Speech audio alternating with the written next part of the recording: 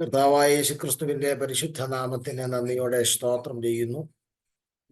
രാവിലെ സമയം നമുക്ക് കൂടി വന്ന് ദൈവത്തിന്റെ വചനം ധ്യാനിപ്പാനും പ്രാർത്ഥനയിൽ വിവിധ വിഷയങ്ങൾക്കായി മധ്യസ്ഥ വഹിപ്പാനും ദൈവം സഹായിച്ചുവല്ലോ. കൂടി വന്നിരിക്കുന്ന എല്ലാ പ്രിയപ്പെട്ടവരെയും ഓർത്ത് കർത്താവിനെ മഹത്വപ്പെടുത്തുന്നു. എല്ലാവർക്കുമുള്ള ക്രിസ്തീയ പ്രഭാത വന്ദനങ്ങൾ വിനീതമായി അറിയിക്കുന്നു. ആയിരിക്കുന്ന ഇടങ്ങളിൽ കർത്താവ് നിങ്ങളെ ഭദ്രമുള്ള ചെറുകടിയിൽ മറയ്ക്കട്ടെ എന്ന് ആഗ്രഹിക്കുന്നു, പ്രാർത്ഥിക്കുന്നു. വേഗന്ന തിരുവെഴുത്തുകളെ തുറന്ന് ശക്കറിയ പ്രവചനം 3-ാം അധ്യായത്തിലേക്ക് നിങ്ങളുടെ ശ്രദ്ധയെ തിരിക്കാം. ശക്കറിയ പ്രവചനം 3-ാം അധ്യായം 7-ാം വാക്യത്തിലേക്കാണ് നിങ്ങളുടെ ശ്രദ്ധയെ കൊണ്ടുവരുന്നത്. ശക്കറിയ പ്രവചനം 3-ാം അധ്യായം 7-ാം വാക്യം. സൈന്യങ്ങളുടെ യഹോവ ഇപ്രകാരം അരുളി ചെയ്യുന്നു: നീ എൻ്റെ വഴികളിൽ നടക്കുകയും എൻ്റെ കാര്യം നോക്കുകയും ചെയ്താൽ, നീ എൻ്റെ ആലയത്തെ പരിപാലിക്കുകയും എൻ്റെ പ്രാകാരങ്ങളെ സൂക്ഷിക്കുകയും ഞാൻ നിനക്ക് ഈ നിൽക്കുന്നവരുടെ ഇടയിൽ ആഗമനം അനുവദിക്കുകയും ചെയ്യും.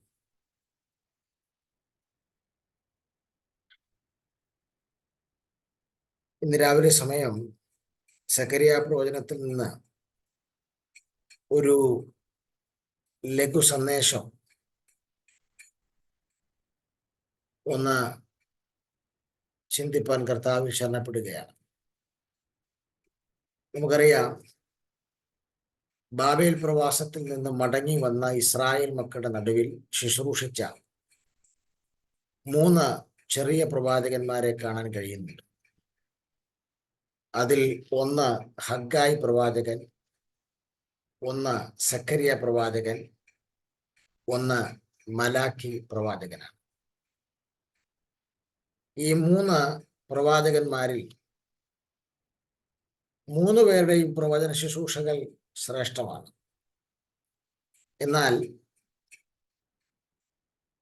ആലയം പണിയാൻ സെരുബ്ബാബേലിന്റെ നേതൃത്വത്തിൽ ജനം ബാബിലോണിൽ നിന്ന് യെരൂശലേമിലേക്ക് വന്ന് പണി ആരംഭിച്ചപ്പോൾ ചില തടസ്സങ്ങൾ നേരിട്ടു.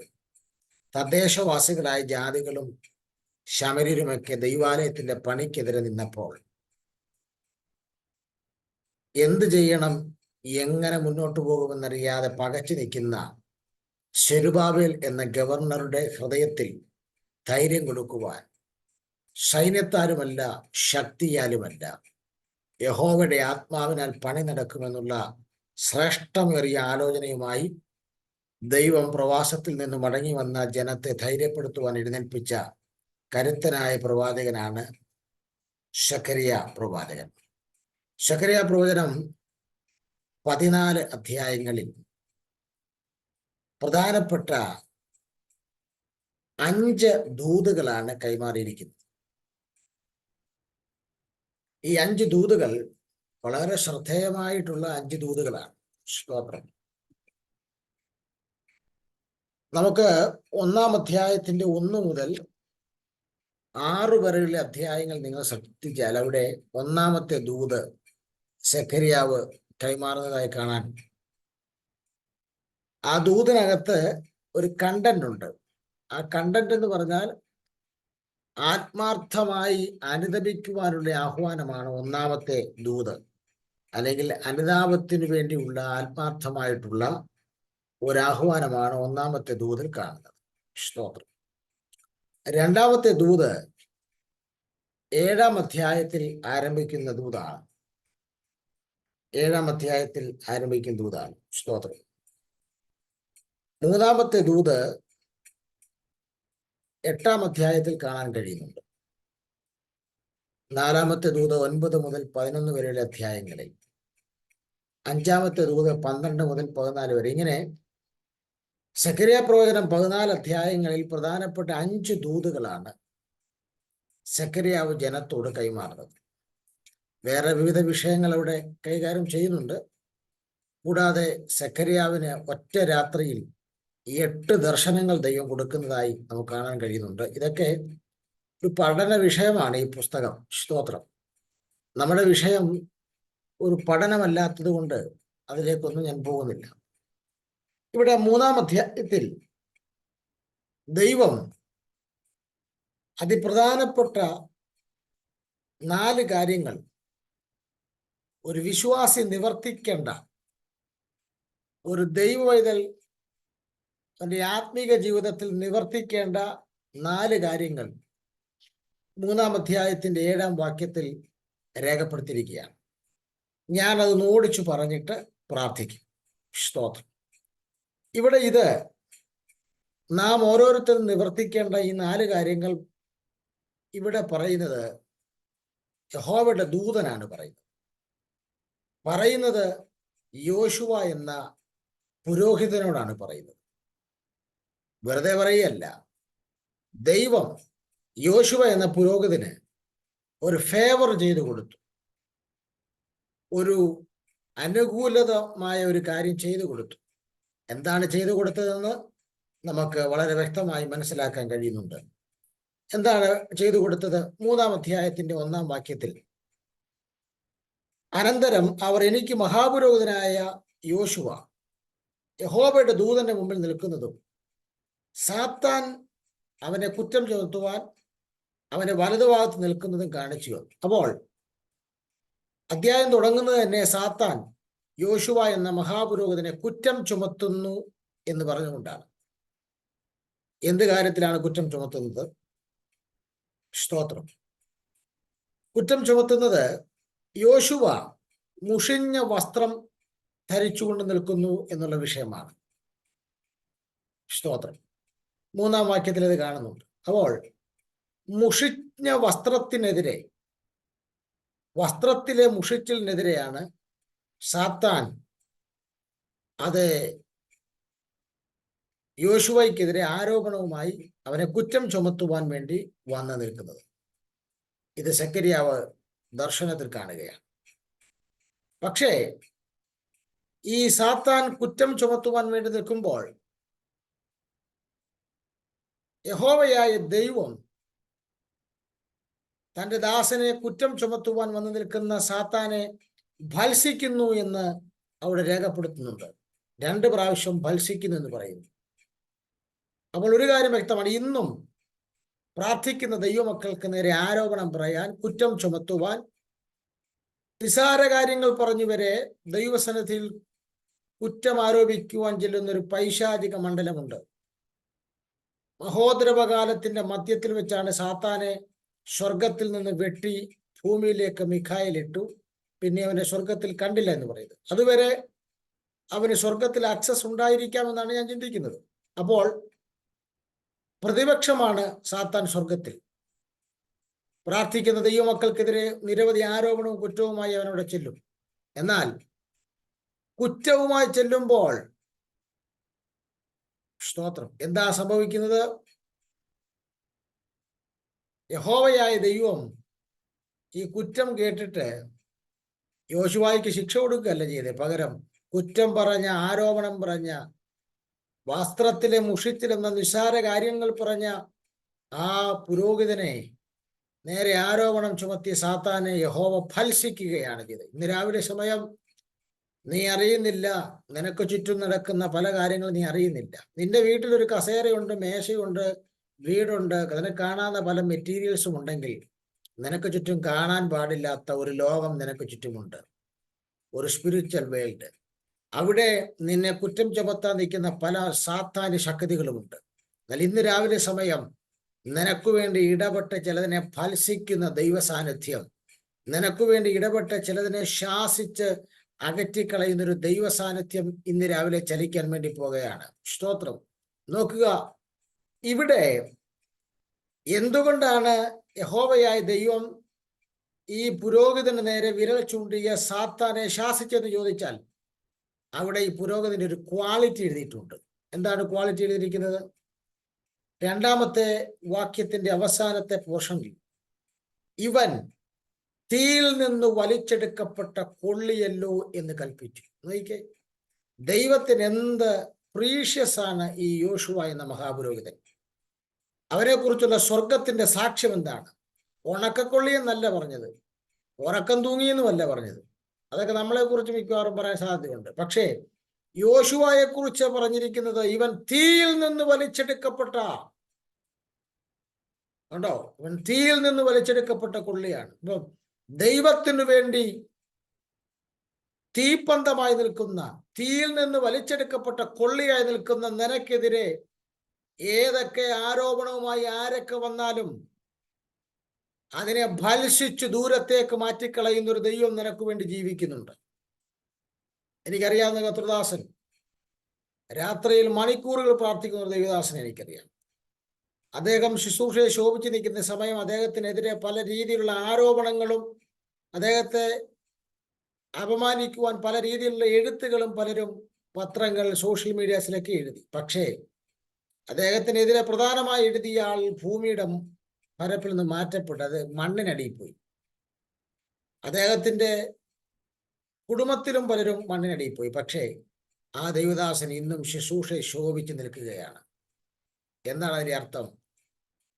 ലോകപ്രകാരം പലർക്കും കുറ്റം ചുമത്താൻ പലതും കാണും, പക്ഷേ ആ മനുഷ്യൻ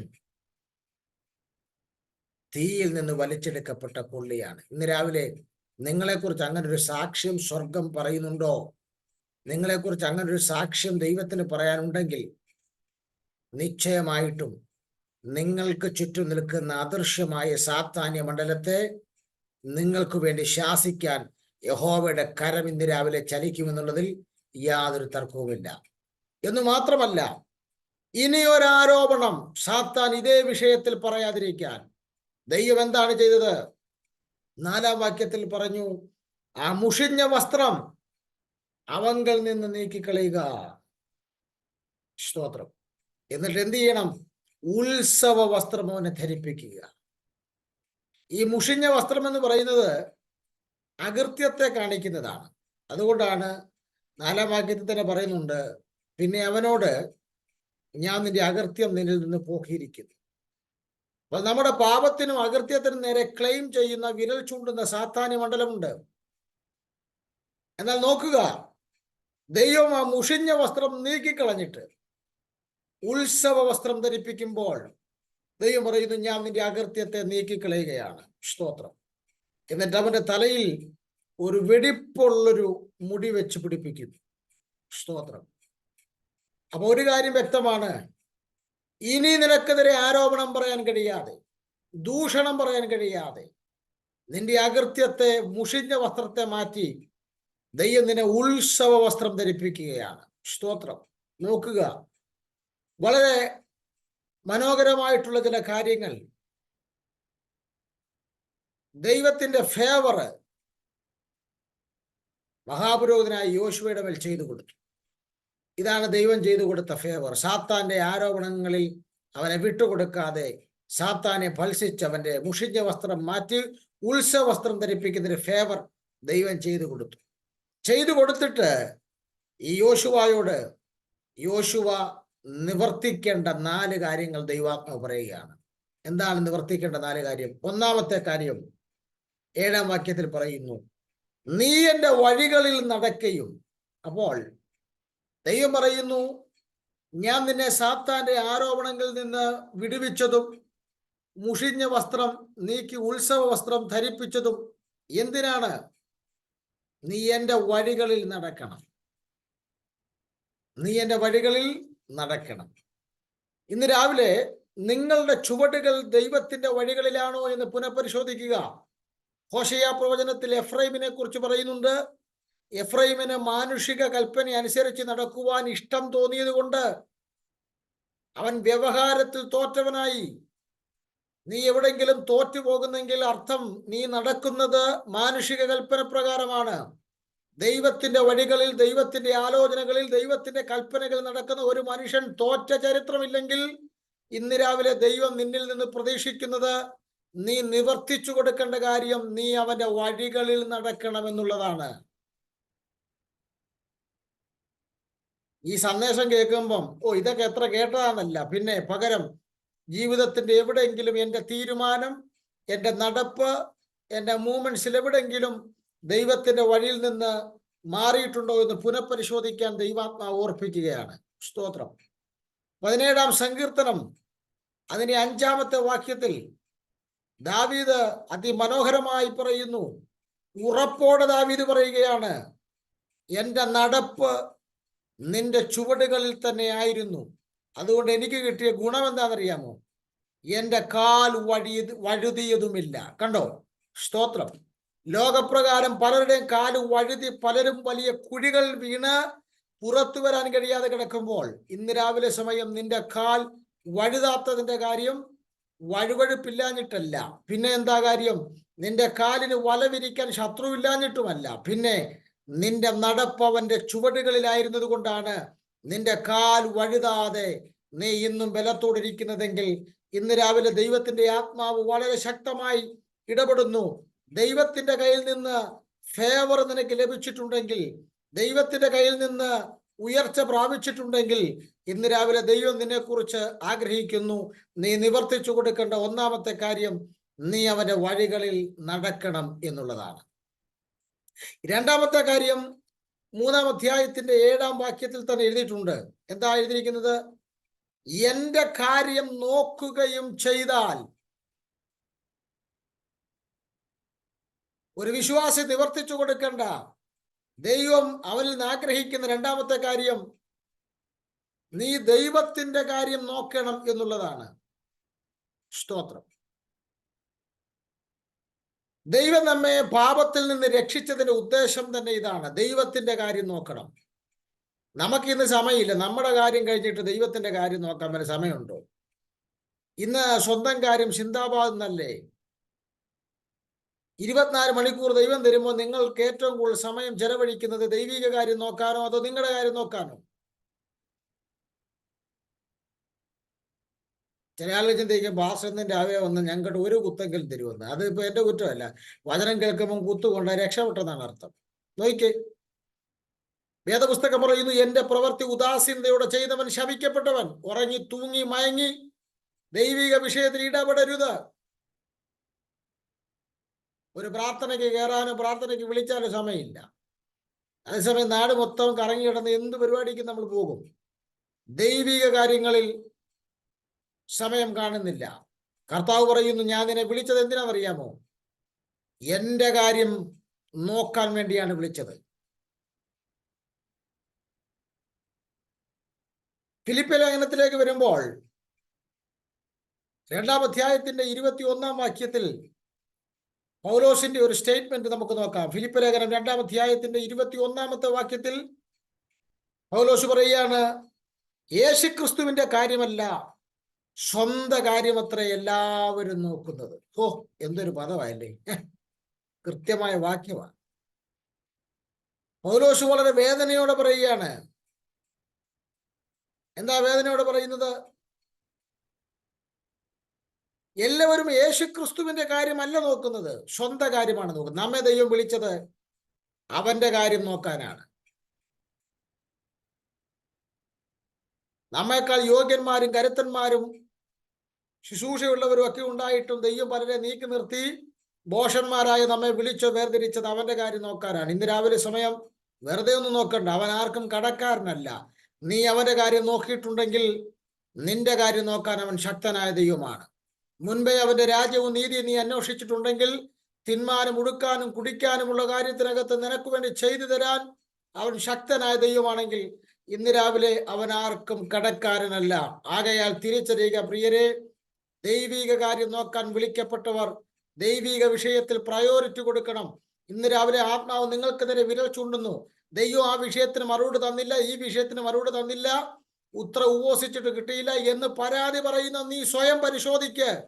കഴിഞ്ഞ 1 വർഷമായി, 2 വർഷമായി, 3 വർഷമായി നീ ദൈവിക വിഷയത്തിൽ എന്ത് പ്രാതിനിധ്യം കൊടുത്തു, എന്ത് പ്രയോറിറ്റി കൊടുത്തിട്ടാണ് ദൈവം എനിക്ക് തന്നില്ല എന്ന് അവകാശപ്പെടാൻ നിനക്ക് എന്താണ് യോഗ്യതയുള്ളത്?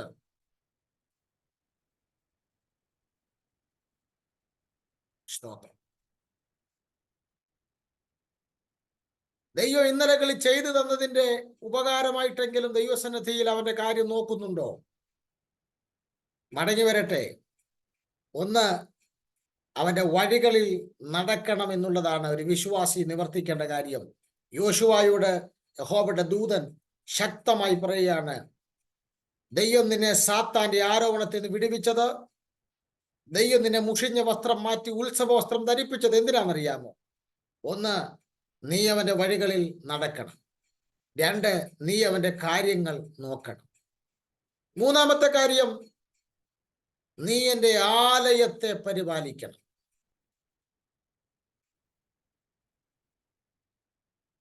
നീ എൻ്റെ ആലയത്തെ എന്ത് ചെയ്യണം? പരിപാലിക്കണം. സ്തോത്രം. എന്ന് പറഞ്ഞാൽ ഏൽപ്പിച്ച ആട്ടിൻകൂട്ടത്തെ വിശ്വസ്തയോടെ പരിപാലിക്കണം. അത് പ്രതിഫലമുള്ള ഒരു ജോലിയാണ്. അയ്യോ, അത് ദൈവദാസന്മാർക്ക് മാത്രമല്ല, വിശ്വാസികൾക്കുമുള്ള ഡ്യൂട്ടിയാണ്. ആട്ടിൻകൂട്ടത്തെ പരിപാലിക്കണം. ദൈവദാസന്മാരുമായി ബന്ധപ്പെട്ട് പറയുമ്പം ഒരു കാര്യം കൂടെ ചേർത്ത് പറയാനുണ്ട്. 1 പത്രോസിന്റെ ലേഖനം 5-ാം അധ്യായത്തിന്റെ 4-ാമത്തെ വാക്യത്തിലേക്ക് വരുമ്പോൾ, 1 പത്രോസിന്റെ ലേഖനം 5-ാം അധ്യായത്തിന്റെ 4-ാം വാക്യത്തിൽ വരുമ്പോൾ അവിടെ വളരെ വ്യക്തമായി പറയുന്നുണ്ട്, എന്നാൽ ഇടയശ്രേഷ്ഠൻ പ്രത്യക്ഷനാകുമ്പോൾ നിങ്ങൾ തേജസ്സിന്റെ വാടാത്ത കിരീടം പ്രാപിക്കും. ഇത് ആടുകളെ, ആലയത്തിനകത്തെ ആടുകളെ പരിപാലിക്കുന്നവർക്കുള്ള പ്രതിഫലമാണ്. പക്ഷേ എല്ലാ ആടുകളെയും പോയി പരിപാലിക്കാനും മേയിക്കാനും നിങ്ങൾക്ക് അനുവാദമില്ല. 5-ാം അധ്യായത്തിൽ തന്നെ 2-ാം വാക്യത്തിൽ പത്രോസ് പറയുന്നു, നിങ്ങളുടെ വിചാരണയിലുള്ള ദൈവത്തിന്റെ ആട്ടിൻകൂട്ടത്തെ മേയിച്ചുകൊള്ളുവിൻ. അപ്പൊ നിങ്ങളുടെ വിചാരണയിലുള്ള ആടുകളെ മേയിച്ചാൽ മതി. IPCയിലെ പാസ്റ്റർ IPCയിലെ തൻ്റെ കീഴിലുള്ള ആടുകളെ മേയിക്കാതെ അപ്പുറത്തെ ഷാരോണിലെ ആടുകളെ മേയിക്കാൻ വേണ്ടി പോകണ്ട. പലരും ഇപ്പൊ അങ്ങനെ ആവുന്നില്ല. അവനവന്റെ തോട്ടത്തിൽ നിൽക്കത്തില്ല, വല്ലവന്റെയും തോട്ടത്തിലാ പലരുടെയും നോട്ടം. നോയിക്കേ, അവനവന്റെ വിചാരണയിലുള്ള ആടുകളെ മേയിക്ക്. എങ്ങനെ മേയിക്കേണ്ടത്? ദൈവം പറയുന്നു, നീ എൻ്റെ ആലയത്തെ പരിപാലിക്കണം. എങ്ങനെയാണ് ആലയത്തിലെ ആടുകളെ മേയിക്കേണ്ടത്? അവിടെ എഴുതിയിട്ടുണ്ട്. നിർബന്ധത്താലല്ല, ദുരാഗ്രഹത്തോടെയല്ല, പിന്നെ എങ്ങനെയാ? ഉന്മേഷത്തോടെ, ദൈവഹിതമാമണ്ണം മനഃപൂർവമായി, ഇടവകകളുടെ മേൽ കർത്തൃത്വം നടത്തുന്നവരായിട്ടല്ല, പകരം ആട്ടിൻകൂട്ടത്തിന് മാതൃകയായി തീർന്നുകൊണ്ട് അവരെ പരിപാലിക്കണം. പരിപാലിക്കാൻ ഇറങ്ങി പുറപ്പെടുന്നവർ ആട്ടിൻകൂട്ടത്തിന് മാതൃകയായിരിക്കണം, അല്ലെങ്കിൽ ആട് വകവെക്കത്തില്ല.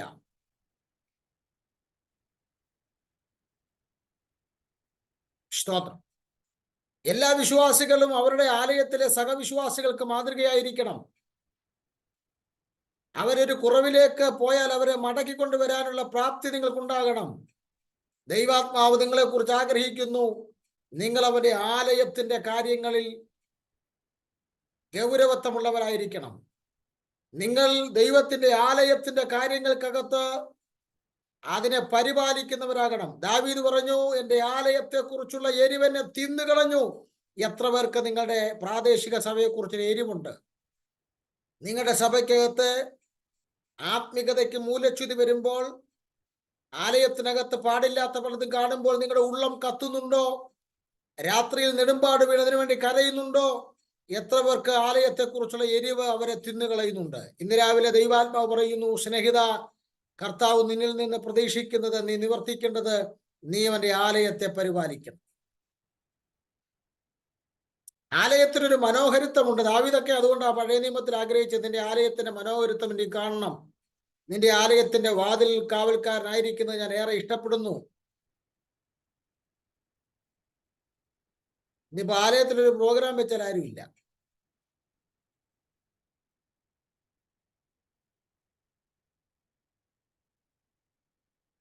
ദൈവത്തിന്റെ എല്ലാ ഫേവറുകളും കൈപ്പറ്റിയിട്ട് ആലയത്തിന്റെ കാര്യങ്ങളിൽ നിന്ന് വിട്ടുനിൽക്കുക. പക്ഷെ ദൈവം ഇന്ന് രാവിലെ കനത്ത ശാസന രൂപത്തിൽ പറയുന്നു, നീ എൻ്റെ വഴികളിൽ നടക്കുക മാത്രമല്ല, നീ എൻ്റെ കാര്യം നോക്കുക മാത്രമല്ല, എൻ്റെ ആലയത്തെ പരിപാലിക്കുന്നതിൽ നീ മുൻപന്തിൽ നിൽക്കണം. അതൊരു ദൈവദാസന്റെ മാത്രം കടമയായി എഴുതി തള്ളിക്കൊടുക്കരുത്. ഓരോ വിശ്വാസിക്കും ഉള്ള ചുമതലയാണ്. സ്തോത്രം. 4-ാമത്തെ കാര്യം അവിടെ എഴുതിയിരിക്കുന്നു, എൻ്റെ പ്രാകാരങ്ങളെ സൂക്ഷിക്കുകയും. കണ്ടോ, ഒരു വിശ്വാസം നിവർത്തിക്കേണ്ട 4-ാമത്തെ കാര്യം, അവന്റെ പ്രാകാരങ്ങളെ സൂക്ഷിക്കണം. അവന്റെ പ്രാകാരങ്ങളെ സൂക്ഷിക്കണമെന്ന് പറഞ്ഞാൽ അതിന് കൊടുത്തിരിക്കുന്ന വ്യാഖ്യാനം തിരുവഴുത്തിലെ വിലയേറിയ ഉപദേശങ്ങളുടെ കാവൽക്കാരായിരിക്കണം. സ്തോത്രം. തിരുവഴുത്തിലെ വിലയേറിയ ഉപദേശങ്ങളുടെ കാവൽക്കാരായിരിക്കണം. ദൈവം നമ്മിൽ നിന്ന് ആഗ്രഹിക്കുന്നു ഞായറാഴ്ചയും വെള്ളിയാഴ്ചയും ബുധനാഴ്ചയും കൊട്ടിപ്പാടി പോകാനല്ല, പകരം അവന്റെ പ്രാകാരങ്ങളെ സൂക്ഷിക്കുന്നവരായിരിക്കണം. തിരുവഴുത്തിൽ എഴുതപ്പെട്ടിരിക്കുന്ന വിലയേറിയ ഉപദേശങ്ങളുടെ കാവൽക്കാരായിരിക്കണം ഓരോ കർത്തൃദാസന്മാരും ദൈവമക്കളും. അങ്ങനെ ഉള്ളവർക്ക് മാത്രമേ ദുരുപദേശം കേൾക്കുമ്പോൾ രക്തം തിളയ്ക്കും. പൗലോസ് ഒരിക്കൽ ചോദിക്കുന്നുണ്ട്, ഞങ്ങൾ പറയാത്ത സുവിശേഷം, ഞങ്ങൾ പറയാത്ത ദൈവവചനം കേട്ടപ്പോൾ, ഈ ദുരുപദേശം കേട്ടപ്പോൾ നിങ്ങൾ എങ്ങനെ പൊറുത്തു അവരോട്? അങ്ങനെ ദുരുപദേശം കേൾക്കുമ്പോൾ രക്തം തിളയ്ക്കണമെങ്കിൽ അവന്റെ പ്രാകാരങ്ങളെ സൂക്ഷിക്കുന്നവരായിരിക്കണം. തിരുവഴുത്തിലെ ഉപദേശങ്ങൾക്ക്, വിലയേറിയ ഉപദേശങ്ങളുടെ കാവൽക്കാരായിരിക്കണം. അങ്ങനെ കാവൽക്കാരായിരിക്കണമെങ്കിൽ ഒറിജിനൽ ഉപദേശത്തെക്കുറിച്ച് ബോധ്യം ഉണ്ടെങ്കിൽ ഡ്യൂപ്ലിക്കേറ്റിനോട് എതിർത്തിരിക്കാൻ പറ്റും. ദൈവം നമ്മെ വിളിച്ചിരിക്കുന്നത് അവന്റെ ഉപദേശത്തിന്റെ കാവൽക്കാരായിട്ടാണ്. തീത്തോസിന്റെ ലേഖനം 2-ാം അധ്യായത്തിന്റെ 1-ാം വാക്യത്തിലേക്ക് വരുമ്പോൾ അവിടെ വ്യക്തമായി രേഖപ്പെടുത്തിയിരിക്കുന്ന ഒരു പദമുണ്ട്. നീയോ പത്യോപദേശത്തിന് ചേരുന്നത് പ്രസ്താവിക്ക.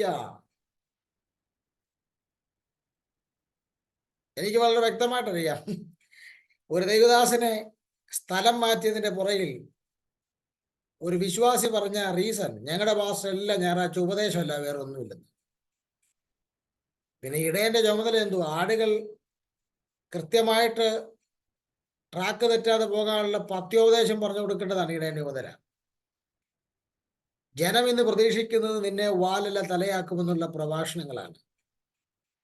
അതനുസരിച്ച് മര്യാദ കെട്ട് നടക്കുകയാണ് പല ജനങ്ങളും. ഇന്ന് രാവിലെ കർത്താവ് പറയുന്നു, തീത്തോസേ, പത്യോപദേശത്തിന് ചേരുന്നത് മാത്രമേ നീ പ്രസ്താവിക്കാവൂ. അങ്ങനെയെങ്കിൽ ഇന്ന് രാവിലെ ദൈവാത്മാവ് വളരെ ശക്തമായി പറയുന്ന 4 പ്രധാനപ്പെട്ട കാര്യങ്ങൾ. 1, നീ ദൈവത്തിന്റെ വഴികളിൽ നടക്കുക. 2, ദൈവത്തിന്റെ കാര്യം നോക്കുക. 3, അവന്റെ ആലയത്തെ പരിപാലിക്കുക. 4, അവന്റെ പ്രാകാരങ്ങളെ സൂക്ഷിക്കുക. 4 കാര്യങ്ങൾ കർത്താവ് നിന്ന് പ്രതീക്ഷിക്കുമ്പോൾ ഇന്ന് രാവിലെ ഈ 4 കാര്യങ്ങൾക്ക് പ്രാതിനിധ്യം കൊടുക്കുന്നവരെ ഓർത്ത് കർത്താവിനെ സ്തോത്രം ചെയ്യുക. എന്നാൽ നിർഭാഗ്യവശാൽ ഇന്ന് പലർക്കും സ്വന്തം കാര്യം മാത്രം എന്നുള്ള ഒരു സ്വഭാവത്തിലാണ് പലരും പോകുന്നത്. സ്വന്തം കാര്യം സിന്ദാബാദ് എന്നുള്ള ഒറ്റ കാര്യത്തിലാണ് പലരും പോകുന്നത്.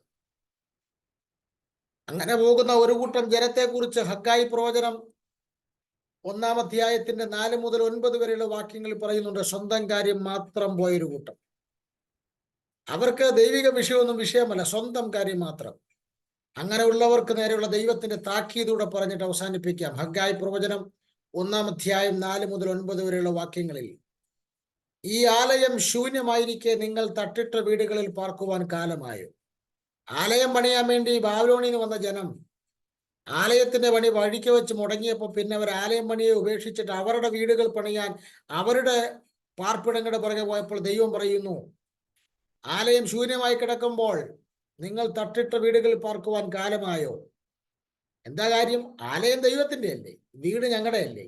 അപ്പോൾ അവർ പ്രയോറിറ്റി കൊടുത്തത് ദൈവിക വിഷയങ്ങൾക്കല്ല, അവരുടെ വിഷയങ്ങൾക്കാണ്. അതുകൊണ്ട് ദൈവം എന്താ അതിനുള്ള ശക്തമായ താക്കീത് കൊടുത്തതെന്നറിയോ? 5-6 വാക്യങ്ങൾ നോക്കിക്ക്. ആലയത്തെ വിട്ടിട്ട്, ആലയത്തിന്റെ ശൂന്യതയെ കണ്ടിട്ട് മൈൻഡ് ചെയ്യാതെ തട്ടിട്ട വീടുകളിൽ പാർക്കാൻ പോയവർക്ക് നേരെയുള്ള ദൈവത്തിന്റെ താക്കീത് എന്താ? ആകയാൽ സൈന്യങ്ങളുടെ യഹോവ ഇപ്രകാരം അരുളി ചെയ്യുന്നു, നിങ്ങളുടെ വഴികളെ വിചാരിച്ചു നോക്കുവീൻ. അടുത്ത നോക്കിക്ക്, അതിന്റെ ശിക്ഷ ഭയങ്കരമാണ്. എന്താ? നിങ്ങൾ വളരെ വിതച്ചിട്ടും അല്പമേ കൊണ്ടുവരുന്നുള്ളൂ. നിങ്ങൾ ഭക്ഷിച്ചിട്ട് പൂർത്തി വരുന്നില്ല, പാനം ചെയ്തിട്ട് തൃപ്തി വരുന്നില്ല, വസ്ത്രം ധരിച്ചിട്ടും ആർക്കും കുളിരു മാറുന്നില്ല. കൂലിക്കാരൻ ഓട്ടസഞ്ചിൽ ഇടുവാൻ കൂലി വാങ്ങുന്നു.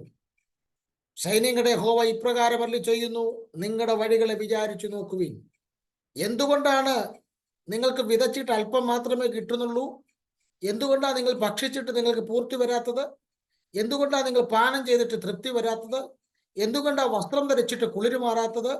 എന്തുകൊണ്ടാണ് കൂലിക്കാരൻ ഓട്ടസഞ്ചിൽ ഇടുന്നത് പോലെ കൂലി വാങ്ങിക്കുന്നത്? ഇങ്ങനെ സംഭവിക്കുന്നു. നിങ്ങളുടെ വഴികളെ നിങ്ങളൊന്ന് വിചാരിച്ചേ പറ്റൂ. നിങ്ങളുടെ വഴികളെ നിങ്ങൾ സൂക്ഷിച്ച് പരിശോധിക്കണം.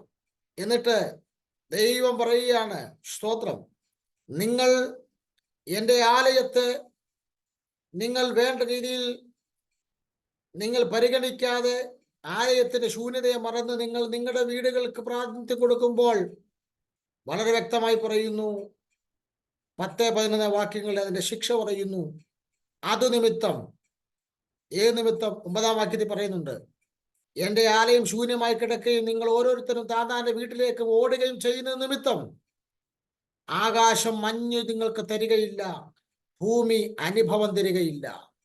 അടുത്തത് 11-ാം വാക്യം, ഞാൻ ദേശത്തിന്മേലും മലകളിന്മേലും ധാന്യത്തിന്മേലും വീഞ്ഞിന്മേലും എണ്ണയിന്മേലും നിലത്തിലെ വിളവിന്മേലും മനുഷ്യരുടെ മേലും മൃഗങ്ങളുടെ മേലും നിങ്ങളുടെ കൈകളുടെ സകല പ്രയത്നത്തിന്മേലും വറുതിയെ വിളിച്ചു വരുത്തുന്നു. മനസ്സിലായില്ലേ?